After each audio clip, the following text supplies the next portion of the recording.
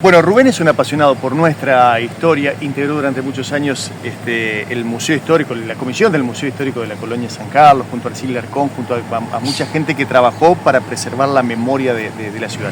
Se está hablando últimamente en todos los medios de los túneles o sótanos que tenemos en la ciudad. ¿Nos contás, Rubén, qué sabes? Sí, realmente la entrevista un poco era para... Le comentaba a Freddy que era para desmistificar un poco el tema de los túneles, pero mirando, haciendo una vista de 360 grados de la plaza, hay más de 11. Estamos totalmente rodeados de túneles. En realidad los túneles de San Carlos no fueron construidos por túneles, sino que son sótanos. Sótanos que, bueno, el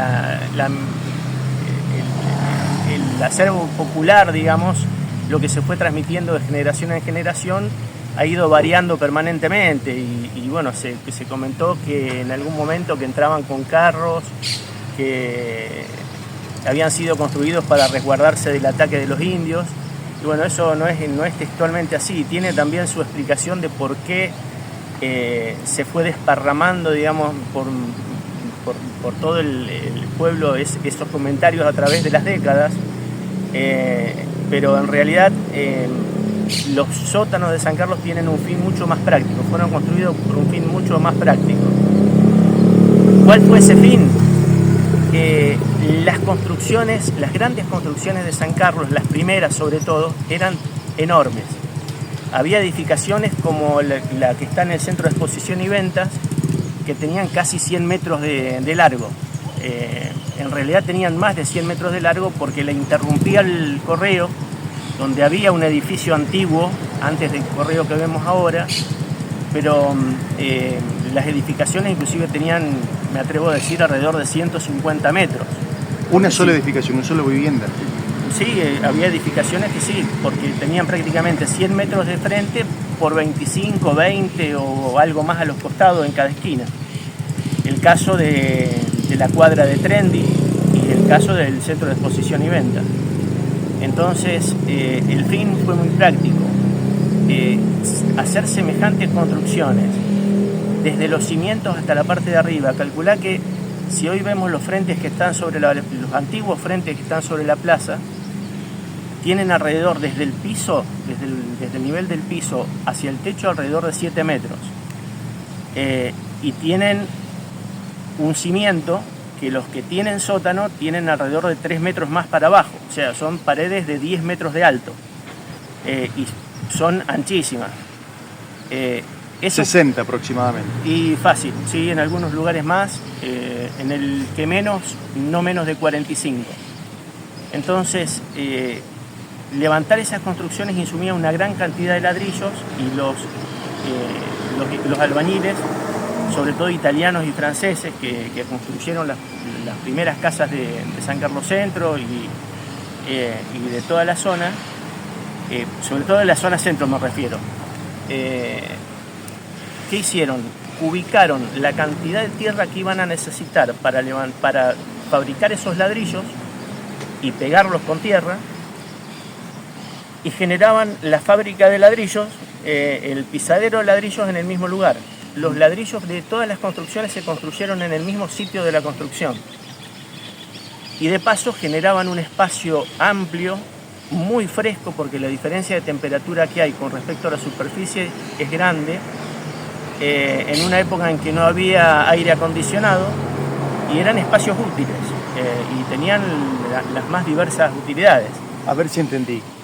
Quiere decir que en una de las construcciones de más de 120, 140 años que tenemos alrededor de la plaza, los albañiles generaban sus propios ladrillos. Totalmente. En el terreno en el que habían comprado la propiedad. Exactamente. Hacían un foso rectangular, generalmente del largo de la construcción, y bueno, arrancaban el cimiento desde el piso del sótano o un poquito más abajo. Sobre ese mismo cimiento calzaban la bóveda. En el video que está circulando del sótano que encontró Sebastián, se ve bien cómo se calza la bóveda de 30 centímetros de ancho, la van subiendo y más o menos a mitad bóveda sigue con ladrillo de 15 solamente. Su razón debe tener, probablemente algún arquitecto lo pueda explicar. Pero siguen siendo construcciones tremendamente sólidas. Mientras nadie rompa la bóveda, difícilmente se desmoronen. Fueron muy utilizadas hasta el año aproximadamente 79, año más, año menos. Un buen día, yo tengo el testimonio de mi propia casa. Bajamos al sótano que estaba lleno de cosas. El sótano del Ali Bazar y de Centro Hogar San Carlos, ahí hay un sótano que ocupa todo el frente de los locales, que va desde la esquina hasta la EP. Ese sótano está intacto. Inclusive en alguna parte se podría bajar. Lo que pasa es que se llenó con 1 metro de arena. Aún teniendo ese metro de arena uno podía pasar tranquilamente parado, y después el que está abajo de Centro Hogar, mi papá le agregó tierra y yo ahí no volví a bajar. Ese sótano se usó durante muchísimos años en la época del bar El Polo para timba. Era muy famoso para la timba. Hay un antiguo acceso que está tapiado, donde hay un marco de quebracho y había una puerta de quebracho con traba, y hay un piletón que ese lo rompí yo, estaba hecho con portland estucada para poner las barras de hielo y enfriar la bebida. Se juntaban a timbear, ponían traba, y cuando caía la policía, porque a veces había alguna denuncia, ordenaban todos y seguían todos tomando su over, vino, cerveza o lo que fuere. Es decir, que la mayoría de estos lugares en realidad son grandes sótanos, no es que son pasadizos secretos que tienen 500 metros de largo. No, lo que pasa es que las propiedades eran muy grandes, entonces lo que hay son de cada, digamos, respiradero o proyecto de respiradero de sótano, porque no todos se hacían, los que daban a la calle generalmente se abrían y generalmente los interiores daban a galerías.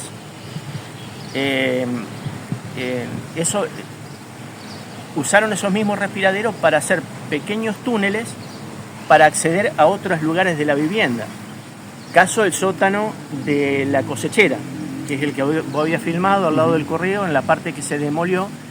Ese sótano, por ejemplo, en algún momento funcionó la carpintería creo que de Amado Rufino, y ese sótano tenía muchos pasadizos y largos, que yo los recorrí y daban hasta las habitaciones internas de la casa de Pompeyo Moro, que era uno de los primeros propietarios de la propiedad.